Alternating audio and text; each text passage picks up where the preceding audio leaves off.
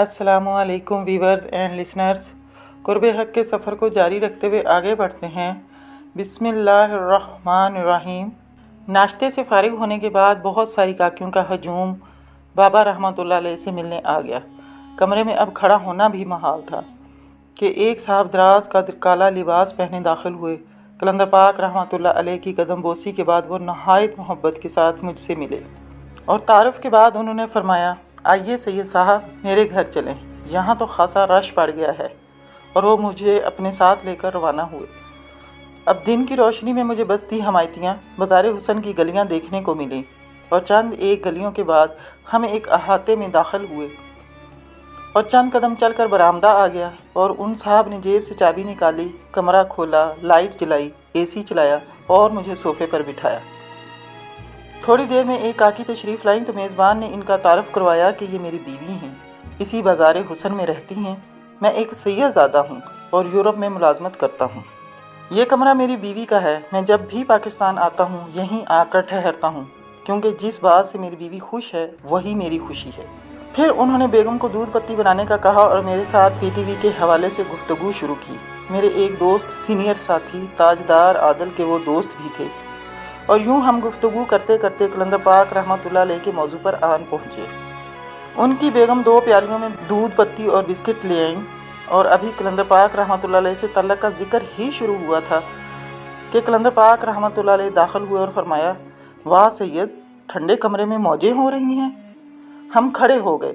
आप रहमतुल्लाह अलैह के तशरीफ़ रखने के बाद चाय और भी आ गई और हमारी गुफ्तगू 1 घंटा जारी रहने के बाद बिलाखिर कलंदर पाक रहमतुल्लाह अलैह की रवानगी के हुक्म पर ख़त्म हो गई।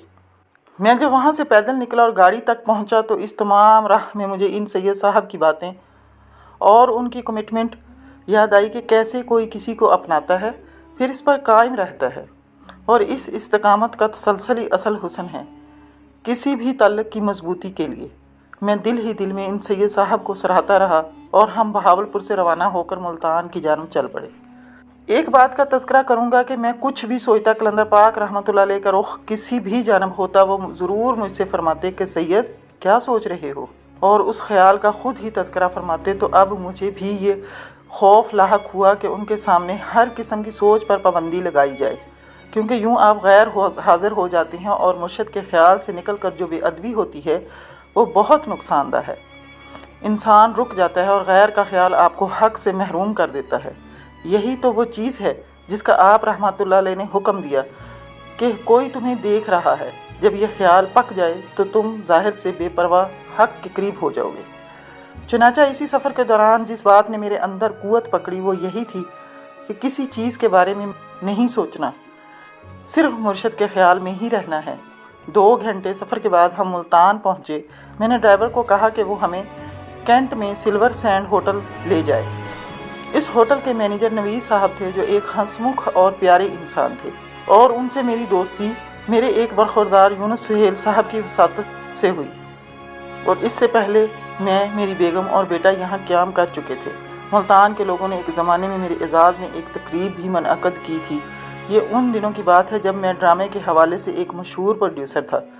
जब हम होटल में दाखिल हुए तो काउंटर पर नवीस साहब के अलावा यूनुस सुहेल साहब के एक और दोस्त एजाज़ जज्जी भी मौजूद थे और बहुत मोहब्बत करने वाले हैं।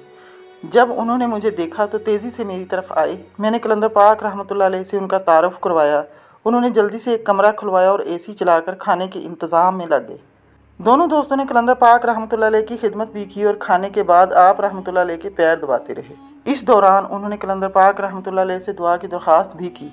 आप रहमतुल्लाह अलैह ने फरमाया, अब बाबा यहाँ आ ही गया है और यकीनी तौर पर तुम्हारे लिए ही आया है और अल्लाह की मर्ज़ी से ही आया है। फिर आप रहमतुल्लाह अलैह ने नहायत यकसुई में दुआ करवाई। 5 बजे बाद दोपहर दोनों दोस्त हमें गाड़ी में बिठाकर एयरपोर्ट ले गए, जहाँ हमें बोर्डिंग कार्ड लेकर दिया और कलंदर पाक रहमतुल्लाह अलैह की कदम बोसी के बाद रुखसत हुए। जो लोग मुल्तान के रहने वाले हैं वो एक रेस्टोरेंट बेल एंड टेल के नाम से वाकिफ़ तो होंगे। ये इन्हीं दोस्तों का है और कलंदर पाक रहमतुल्लाह अलैह की खिदमत करने का मुँह बोलता मज़हर है। हज़रत नबी करीम सल्लल्लाहु अलैहि वसल्लम ने फरमाया, फ़ुक़रा से मोहब्बत दोनों जहानों का नूर है। जिसने जितनी पुरखलूस मोहब्बत का इजहार किया इतनी ही मौज में रहा। ایسی ہزارہ مثالیں ہیں جو فقیر کی کرامت کا منہ بولتا ثبوت ہیں۔ ملتان ایئرپورٹ دیگر ایئرپورٹ کی نسبت چھوٹا ہے، لہٰذا جلد ہی سیکورٹی مراحل سے گزر کر ہم لاؤنج میں داخل ہو گئے۔ قلندر پاک رحمۃ اللہ علیہ نے چاروں طرف بیٹھے ہوئے لوگوں کو غور سے دیکھا اور ذرا فاصلے پر بیٹھے ہوئے ایک عالم دین کے برابر خالی کرسی پر بیٹھ گئے۔ میں ان سے ذرا دور ایک کرسی پر بیٹھ گیا۔ میرے سامنے قلندر پاک رحمۃ اللہ علیہ موجود تھے اور آپ رحمۃ اللہ علیہ ان عالم دین سے گفتگو کر رہے تھے۔ مجھے آواز تو نہیں آ رہی تھی، تاہم میرے خیال کی یکسوئی نے مجھے اپنے مرشد اول سید احمد شاہ ابو البرکات رحمۃ اللہ علیہ کا ایک خواب یاد دلا دیا۔ جب میں قلندر پاک رحمۃ اللہ علیہ سے ملا تو اسی رات میں نے خواب میں سید ابو البرکات رحمۃ اللہ علیہ کو خواب میں دیکھا۔ آپ رحمۃ اللہ علیہ ایک خوبصورت اور سرسبز شاداب باغ میں کھجور کے درخت کے نیچے موجود ہیں اور انہوں نے اپنے دونوں ہاتھوں میں میرے دائیں ہاتھ کو ایسے تھاما ہوا ہے جیسے بیعت کے وقت ہوتا ہے، اور آپ رحمۃ اللہ علیہ فرما رہی ہیں، سید تمہاری بیعت دوبارہ ہو گئی۔ میں نے پوچھا، سرکار دوبارہ کیوں؟ آپ رحمۃ اللہ علیہ نے فرمایا، بیٹا تم جس راستے پر چل نکلے ہو یہ صرف آگ کا راستہ ہے اور ہر شے جل جائے گی۔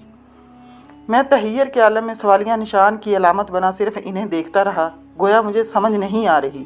آپ رحمۃ اللہ علیہ نے فرمایا، بیٹا جس راہ پر تم چل نکلے ہو وہ جلال کا جہاں ہے، یہاں ماں سوائے اللہ کے ہر چیز جل جاتی ہے۔ میں ابھی مزید کچھ پوچھنا ہی چاہ رہا تھا کہ آپ رحمۃ اللہ علیہ نے دائیں جانب اشارہ کیا۔ وہ دیکھو، میں نے دیکھا کہ بہت ہی قد آور سبز درختوں کے درمیان سرخ رنگ کی ایک آگ نیچے سے اوپر کی جانب جا رہی ہے۔ اس آگ کو دیکھ کر ڈرنے کی بجائے میں نے سید صاحب رحمۃ اللہ علیہ سے ہاتھ چھڑایا اور جیسے اڑتا ہوا آگ میں کود گیا۔ اسی لمحے میری آنکھ کھل گئی، میرا پورا وجود پسینے سے شرابور تھا اور جسم آگ کی طرح تپ رہا تھا۔ سید ابو البرکات رحمۃ اللہ علیہ کی دعاؤں کا ہی ثمرہ ہے، اور آپ رحمۃ اللہ علیہ نے وہی بات کی جو قلندر پاک رحمۃ اللہ علیہ اکثر فرماتے ہیں، عشق ماں سوائے اللہ کے ہر شے کو جلا ڈالتا ہے۔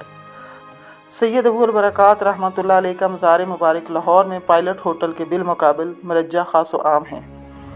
یہ بھی بتاتا چلوں کہ اور بہت سارے ایسے اہم خواب ہیں جو نفس کی سرکشی کے خوف سے بیان نہیں کر سکتا، بلکہ ایک خواب جو میں نے قلندر پاک رحمۃ اللہ علیہ کو سنایا تھا تو آپ رحمۃ اللہ علیہ نے سختی سے منع فرمایا کہ اس کا ذکر کسی سے نہیں کرنا۔ خوابوں کے بارے میں قلندر پاک رحمۃ اللہ علیہ کا فرمان ہے، انسان کے اندر خیر اور شر کی جنگ کے سبب جو چیز حاوی ہو جاتی ہے ویسے ہی خواب نظر آتے ہیں۔ ہماری مثبت اور منفی سوچوں کی جنگ ہی ہمارے خیال پر حاوی رہتی ہے۔ آپ رحمۃ اللہ علیہ ہمیشہ قصوں، کہانیوں اور خیالوں کی بجائے عملی زندگی پر زور دیتے تھے۔ مثبت سوچ ہی راہ نجات ہے۔ مادی الجھنیں ہمیں گھیرے ہوئے ہیں، ایسے عالم میں ہماری مثبت فکر کو دیمک چاٹ رہی ہے اور اسی سبب ہم ذہنی، جسمانی، نفسیاتی بیماریوں اور الجھنوں کا شکار ہیں۔ ویورز، آج کے لیے اتنا ہی، انشاءاللہ اگلی ایپیسوڈ میں ملاقات ہوگی۔ اللہ حافظ۔